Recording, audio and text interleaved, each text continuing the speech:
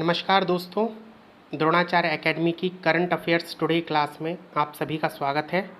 आज 3 जून 2020 है और हम आपके लिए फिर से कुछ नए करंट अफेयर्स लेकर आए हैं जो आपको आने वाली परीक्षाओं में मदद करेंगे। तो चलिए स्टार्ट करते हैं एक नए विचार के साथ।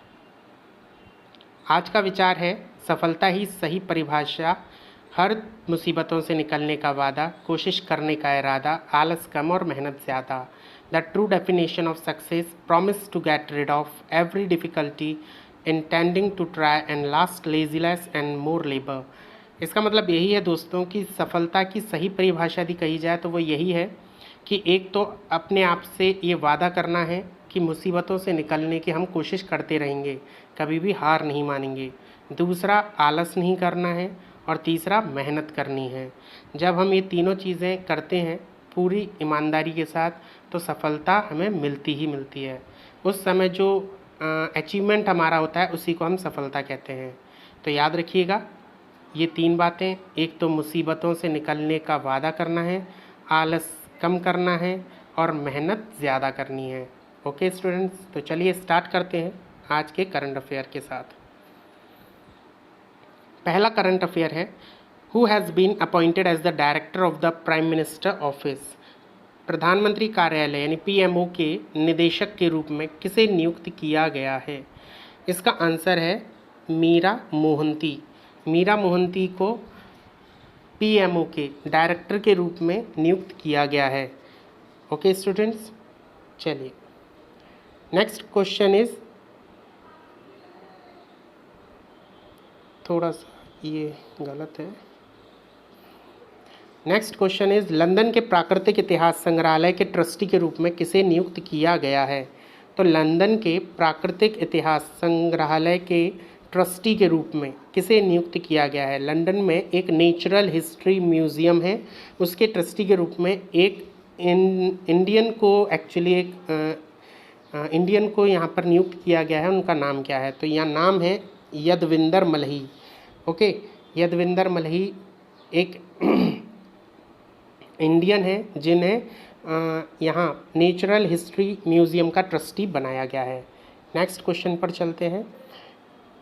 थोड़ा सा हम यूके के बारे में बात कर लेते हैं। यूके आइसलैंड कंट्री है, located off the north western coast of mainland Europe. Europe के नॉर्थ वेस्ट कोस्ट पर ये स्थित है।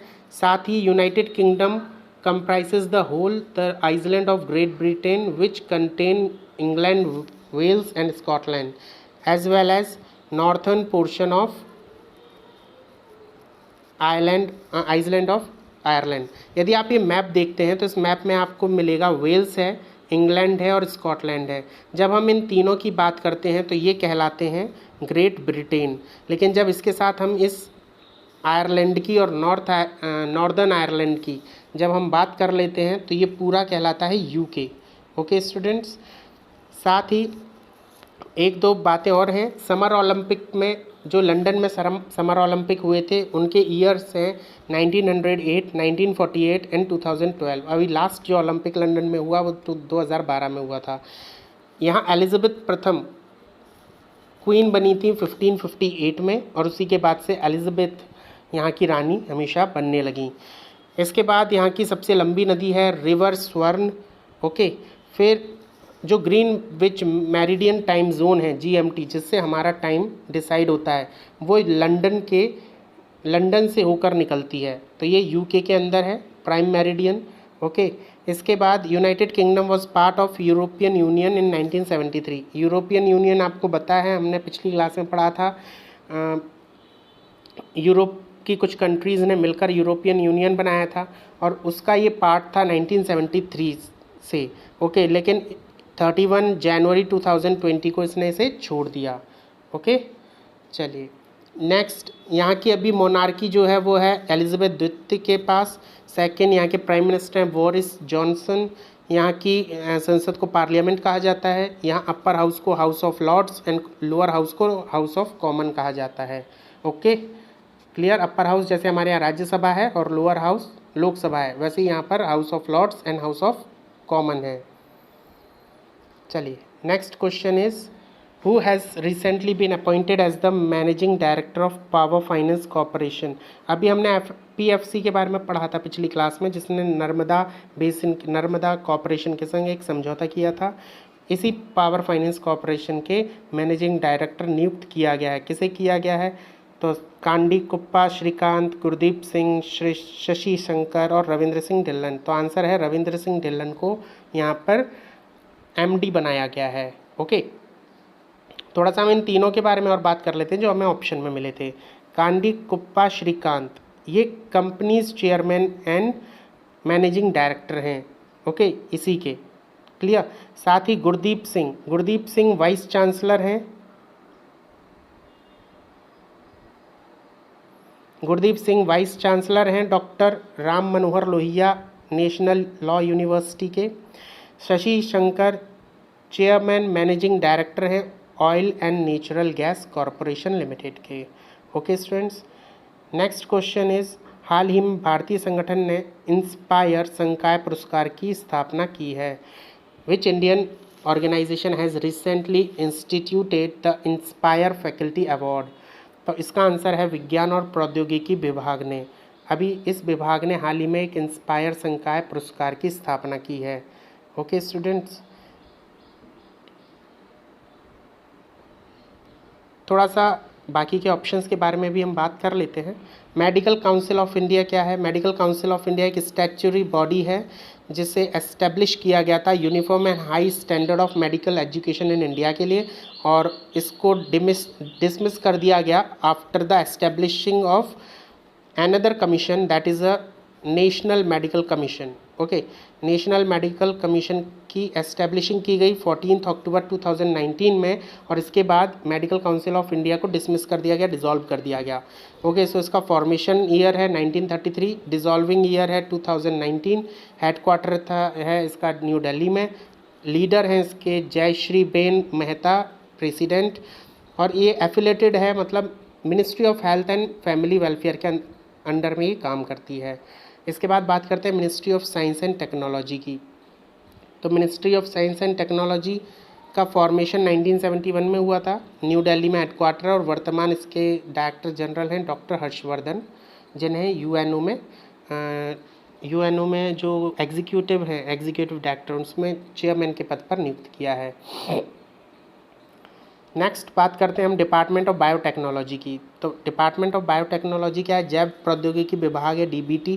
भारत में आधुनिक जैव विज्ञान और जैव प्रौद्योगिकी के क्षेत्र में विकास और व्यवसायीकरण के प्रबंधन के लिए जिम्मेदार विज्ञान और प्रौद्योगिकी मंत्रालय के तहत यह काम करता है। ठीक है, मतलब ये क्या है, ministry of science and technology के अंडर में काम करता है, और इसका मेन जो उद्देश्य है वो है आधुनिक जीव विज्ञान और जैव प्रौद्योगिकी के विकास के कार्य करना। ठीक है, इसकी भी जो फॉर्मेशन है ये है 1966 में हुई थी, हेडक्वार्टर न्यू दिल्ली में है, और इसकी वर्तमान सेक्रेटरी जनरल हैं रेणु स्वरूप। ओके, नेक्स्ट बात करते हैं हम ICMR का, मतलब Indian council of medical research. भारतीय चिकित्सा अनुसंधान परिषद ICMR जैव चिकित्सा अनुसंधान, निर्माण, समन्वय और संवर्धन के लिए भारत में शीर्ष निकाय है।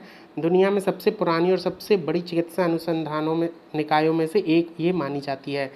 इसका फॉर्मेशन 1911 में हुआ था, और 1949 में से ICMR नाम दिया गया था।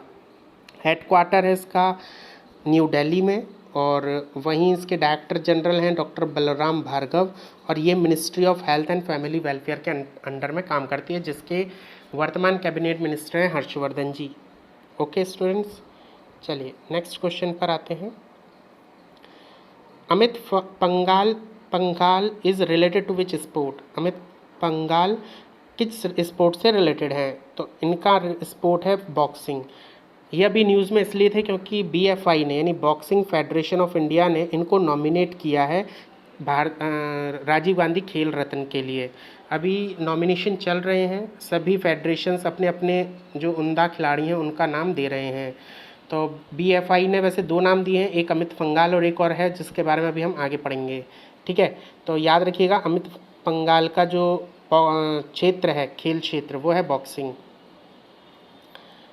नेक्स्ट क्वेश्चन है विकास कृष्णन किस खेल से हैं? तो ये विकास कृष्णन भी बॉक्सिंग से ही हैं, जिनका नाम अभी BFI ने भारत खेल रत्न के लिए दिया है।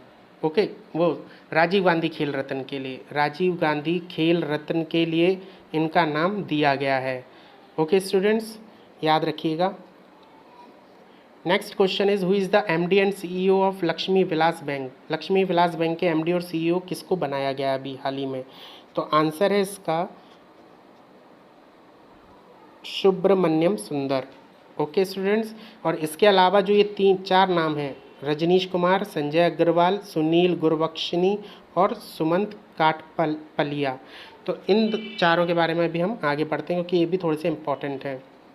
संजय अग्रवाल फाउंडर हैं AU small bank finance bank के और वर्तमान MD और CEO भी हैं। सुनील गुरबख्शनी MD और CEO हैं धनलक्ष्मी बैंक के। वहीं सुमंत काटपलैया ये हैं director and CEO Indus Indian bank के। और रजनीश कुमार इस समय है chairman of State Bank of India के। ओके स्टूडेंट्स, तो ये चारों आपको याद होनी चाहिए। Next question, former union minister and 3 times Congress MP from Ladakh has passed away recently, he was 83, who is he? पूर्व केंद्रीय मंत्री और 3 बार लद्दाख से सांसद रहे हैं ये, उनका निधन हो चुका है 83 वर्ष की उम्र में। ये कौन है?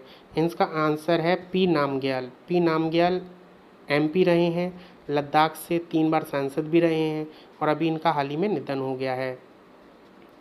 ओके स्टूडेंट्स, इसके बाद इसमें 2 क्वेश्चन और हैं। जयंतीलाल ननोमा, इनका भी अभी हाल ही में निधन हुआ है।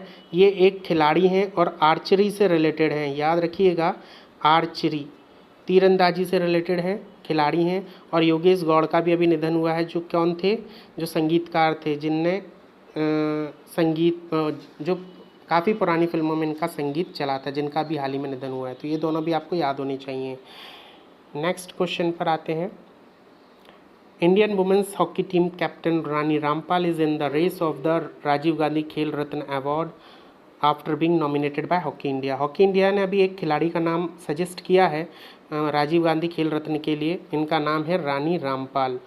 क्लियर? रानी रामपाल के लिए एक बात याद रखिएगा, इनको इंडियन हॉकी सुपरस्टार कहा जाता है और world games athlete of the year 2019 इनको दिया गया था। थोड़ा राजीव गांधी खेल रत्न के बारे में देख लेते हैं। This is the highest sports honour in India. सबसे ज़्यादा जो सर्वोच्च खिलाड़ी सम्मान है वो है ये भारत में। गवर्नमेंट ऑफ इंडिया इसे स्पॉन्सर करती है। इसका जो रिवॉर्ड है वो है 7,50,000 रुपये। इसका फर्स्ट अवार्ड ही 1991 और 92 में दिया गया था और अभी लास्ट जो दिया गया था वो 2019 में दिया गया था। 2019 में ये दिया गया था दीपा मलिक और बजरंग पुनिया को। अभी तक टोटल 38 अवार्ड्स दिए जा चुके हैं और फर्स्ट विनर था विश्वनाथ आनंद, जिन्हें 1991 में ये अवार्ड दिया गया था। ओके स्टूडेंट्स, तो ये सब थोड़ा सा ब्रीफ है जो आपको पता होना चाहिए। चलिए नेक्स्ट न्यूज़ की तरफ चलते हैं। Mrs Gayatri I Kumar appointed as the next high commissioner of India to the United Kingdom. Gayatri I Kumar को यूनाइटेड किंगडम में भारत के अगले उच्चायुक्त के रूप में नियुक्त किया गया है। ओके, तो ये भी एक इम्पॉर्टेंट न्यूज़ है। और इसके साथ आपको पता होना चाहिए जापान और भी जितने हमारे आसपास जो भी देश हैं उनके हाई कमिश्नर और एम्बेसडर आपको मालूम होना चाहिए। तो ये भी एक इम्पॉर्टेंट क्वेश्चन है, तो इसे याद रखिएगा। नेक्स्ट क्वेश्चन आता है, Rajya Sabha secretariat refuse to allow members of standing committee on home affair to attend the panel committee through video conferencing. Rajya Sabha सचिवालय ने वीडियो कॉन्फ्रेंसिंग के माध्यम से पैनल की बैठक में शामिल होने के लिए गृह मामलों की स्थायी समिति के सदस्यों को अनुमति देने से इनकार कर दिया। अब ये क्यों हुआ, इसका कारण क्या था, ये न्यूज़ में भी आया है, द हिंदू न्यूज़पेपर में। ओके, तो इसके बारे में थोड़ा सा हम बात कर लेते हैं। समिति में वीडियो कॉन्फ्रेंसिंग के माध्यम से बैठकों में की अनुमति नहीं दिए जाने का मुख्य कारण ये बताया गया है कि इससे गोपनीयता के सिद्धांत का उल्लंघन होता है। इस तरह के आयोजनों में अकेले बैठे सदस्य की कोई गारंटी नहीं होती। हो सकता है वो किन्हीं ऐसे लोगों के संग बैठा हो जिन तक ये जो इंटरनल जो न्यूज़ होती हैं वो पहुंचाई जा सकती हों। तो थोड़ा सा ये खतरनाक बात होती है कि संसद के अंदर की जितनी बातें हैं, जो मीटिंग्स हो रही हैं, वो कभी भी बाहर हम नहीं बोल सकते किसी को। ओके, तो उसमें गोपनीयता होना ज़रूरी है, इसलिए गोपनीयता के सिद्धांत का उल्लंघन ना हो इसलिए उन्होंने उन सदस्यों को एंट्री नहीं दी। लोकसभा के कुछ नियम हैं जिनमें से ये 2 नियम यहाँ आते हैं।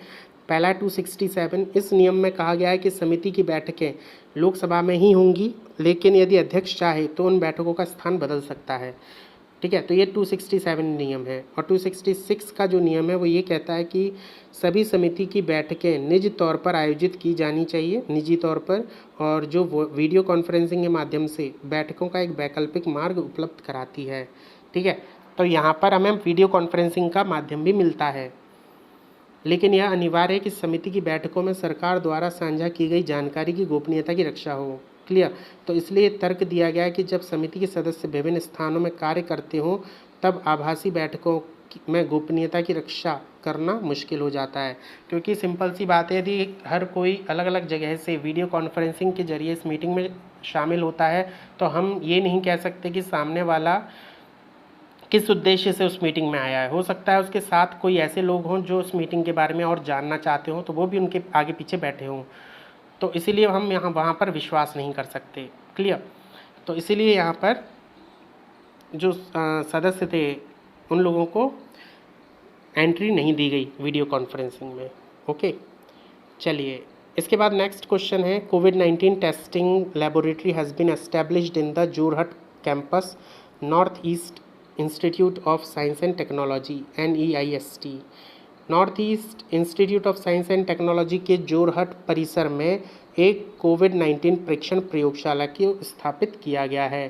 क्लियर, अब जोरहट कहाँ है, तो जोरहट आपको मालूम है असम में है। कहाँ है ये, असम में। तो चलिए थोड़ी सी बातें हम असम की करते हैं। असम की कैपिटल है दिसपुर, साथ ही यहाँ के चीफ मिनिस्टर सर्बानंद सोनोवाल हैं, गवर्नर हैं जगदीश मुखी। यहाँ की लार्जेस्ट सिटी है गुवाहाटी और डिस्ट्रिक्ट हैं 33। यहाँ विधानसभा है 126 सीट्स की, राज्यसभा में आती हैं 7 सीटें और लोकसभा में आती हैं 14 सीटें। 16th एरिया वाइज और 15th पॉपुलेशन वाइज ये स्टेट बिग है, मतलब 15वें स्थान पर आता है पॉपुलेशन के मामले में और 16वें स्थान पर आता है एरिया के मामले में। वहीं यहाँ पे कुछ महत्वपूर्ण स्कीम्स भी लॉन्च की गई थी, धनवंती, उत्तरन, अभिनंदन, अरुंधति स्कीम, और साथ ही 2 बच्चों से ज़्यादा होने पर यहाँ गवर्नमेंट जॉब नहीं मिलती। इसके साथ ही यहाँ अपोन घर, ये भी यहाँ पे एक स्कीम चालू गई थी हाउस लोन के लिए। फिर प्लांट्स फॉर प्लास्टिक कैंपेनिंग ने यहाँ पर शुरू किया गया था। साथ ही 3rd खेलो इंडिया यहाँ असम की गुवाहाटी में हुआ था, खेला गया था, मतलब 3rd खेलो इंडिया का जो आयोजन था वो असम के गुवाहाटी में आयोजन किया गया था। और गुवाहाटी ब्रह्मपुत्र नदी के किनारे पर स्थित है। क्लियर, ब्रह्मपुत्र नदी वही है जहाँ जिसके अंदर पूरे विश्व का एकमात्र, मतलब एकमात्र ही बोल सकते हैं, सबसे बड़ा नदी द्वीप है जिसका नाम है माजुली। ठीक है, इस विश्व का सबसे बड़ा नदी द्वीप कहाँ है, ब्रह्मपुत्र नदी के अंदर, जिसका नाम है माजुली। इसके बाद बात करते हैं हम सर्बानंद सोनोवाल, जो यहाँ के चीफ मिनिस्टर हैं, उन्हें डॉक्टर श्यामा प्रसाद मुखर्जी अवार्ड दिया गया था 2020 में। तो यहाँ पर असम की जो मेन वाइल्ड लाइफ सेंचुरी हैं उनका नाम क्या क्या है, एक बार फिर से मैं बताता हूँ। बरेल, पोरवित्रो, बुर्चपोरी, चक्रशिला, लखोवा और गर्म पानी। ठीक है, साथ ही यहाँ पे कुछ महत्वपूर्ण नेशनल पार्क हैं जिनमें डिब्रू शिखोवा, काजीरंगा, मानस, नमेरी, राजीव गांधी ओरंग नेशनल पार्क हैं। ओके स्टूडेंट्स, इसके बाद हम बात करते हैं एक अगली न्यूज़ की। ये क्या है, WHO हैज़ लॉन्च्ड द कोविड-19 technology access pool for equitable access to life saving technology. इसका मतलब WHO ने जीवन रक्षक तकनीकी के समान पहुंचाने के लिए कोविड-19 टेक्नोलॉजी एक्सेस पूल लॉन्च किया है, जिसे कहा गया TAP टैप। ओके, इसका मेन उद्देश्य है लोगों तक जो जीवन रक्षक तकनीकी है उसको पहुंचाना। Okay, equitable access to life saving technology, जो लाइफ सेविंग टेक्नोलॉजी है उसको पहुंचाना। क्लियर, इसके बारे में थोड़ा सा हम बात कर लेते हैं। ये पहल कोस्टा रिका के राष्ट्रपति कार्लोस अल्वाराडो अल्वाराडो ने प्रस्तावित की थी और यह पहल दवाओं, टीकों, अन्य तकनीकों की खोज में तेज़ी लाने में मदद करेगी और साथ ही कोविड-19 का उपचार करने में भी मदद करेगी। जल्दी से जल्दी ये लोगों तक पहुंचेगी। ठीक है। सी-टैब वैश्विक समुदाय के लिए सूचना, वैज्ञानिक ज्ञान और बौद्धिक संपदा के लिए वन स्टॉप शॉप के रूप में कार्य करेगा। वन स्टॉप शॉप के रूप में। ओके। लगभग 30 देश, अप्रॉक्सीमेटली 37 देशों ने और संस्थान और अंतर्राष्ट्रीय भागीदारों ने इसका समर्थन किया है और इसके लिए हस्ताक्षर किए हैं। यह एक पहल है जिसका उद्देश्य टीकों, परीक्षणों, स्वास्थ्य प्रौद्योगिकों और उपचारों को बनाना है। मतलब एक तरीके से इसका काम एक रिसर्च करना भी है और साथ ही लोगों तक उस रिसर्च को पहुंचाना है। क्लियर? तो ये सब आपने जान लिया। जब इसकी लॉन्चिंग की गई थी तो वहाँ पर WHO के डायरेक्टर जनरल भी थे जिनका नाम है टेड्रोस एडनोम गैब्रियस। ओके, तो ये सब आपको पता होना चाहिए। नेक्स्ट है खेलो India e Pathshala programme has been inaugurated by union minister for youth affair and sports Kiren Rijiju जो हमारे यूनियन मिनिस्टर हैं यूथ अफेयर एंड स्पोर्ट्स के, उन्होंने एक नया प्लेटफॉर्म लॉन्च किया है जिसका नाम है खेलो इंडिया ई पाठशाला प्रोग्राम। इसके अंदर क्या होगा कि जो खिलाड़ी हैं, जो स्पोर्ट्स हैं, उन्हें ऑनलाइन लर्निंग दी जाएगी। ठीक है। इसके लिए पहला वेबिनार उन्होंने लॉन्च भी किया है जिसका नाम है आर्चरी वेबिनार। ओके, तो ये 1 जून से शुरू होने वाला था, मतलब 1 जून को लॉन्च किया गया है और कल यानी 2 जून को ये पहला वेबिनार लॉन्च भी हो चुका है। ठीक है। इसके साथ ही अलग अलग स्पोर्ट्स में ये जो खेलो इंडिया ई पाठशाला है ये अलग अलग स्पोर्ट्स के लिए प्रोग्राम अरेंज करेगी। ओके, इसे लॉन्च किया गया है sports authority of India Sai और साथ ही NSF यानी नेशनल स्पोर्टिंग फेडरेशन की मदद से। क्लियर? ये इंडिया की पहली national level open online coaching होगी जिसमें एथलीट्स को ग्रास रूट लेवल पर पढ़ाया जाएगा या उनको सिखाया जाएगा। ओके स्टूडेंट्स, चलिए नेक्स्ट जो न्यूज़ है that is PM Modi launches technology platform champions.gov.in for MSME। MSME को आगे बढ़ाने के लिए एक नया प्लेटफॉर्म लॉन्च किया गया जिसका नाम है चैम्पियन पोर्टल।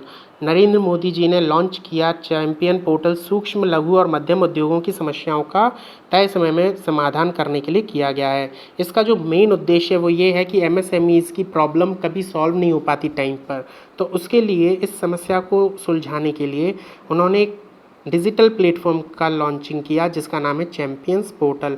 इसका मेन उद्देश्य होगा MSME की मदद करना, उनकी शिकायतों को सुलझाना, उनको प्रोत्साहित करना और साथ ही उनकी जो शिकायतें हैं उनको तय सीमा में सुलझाना ही इसका मेन उद्देश्य होगा।